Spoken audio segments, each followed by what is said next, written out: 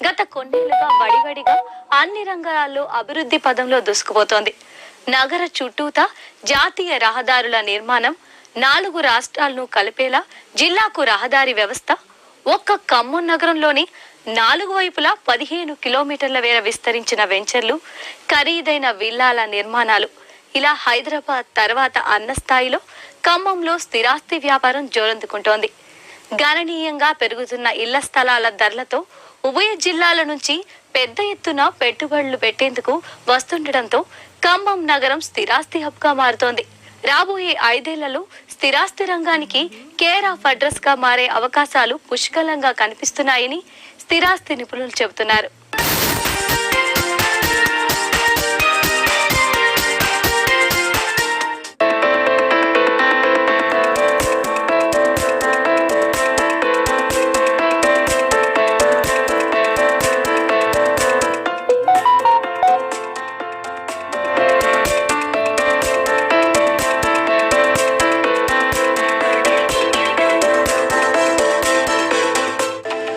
తెలంగాణ రాష్ట్రంలోనే ప్రత్యేకమైన జిల్లా ఉమ్మడి ఖమ్మం జిల్లా.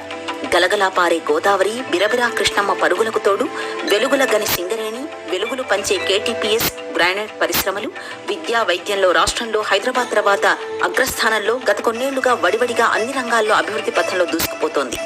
రాష్ట్ర ఆవిర్భావం తర్వాత 2 జిల్లాలుగా ఏర్పడినప్పటికీ పోటీ పడుతూ అభివృద్ధిలో ముందుకు సాగుతున్నాయి. అయితే ఉమ్మడి జిల్లాలో ఎక్కువ ప్రాంతాల్లో అటవీ చట్టం అమల్లో ఉండడంతో స్థిరాస్తి రంగంలో పెట్టుబడులన్నీ ఖమ్మం నగరం వైపు మళ్లుతున్నాయి.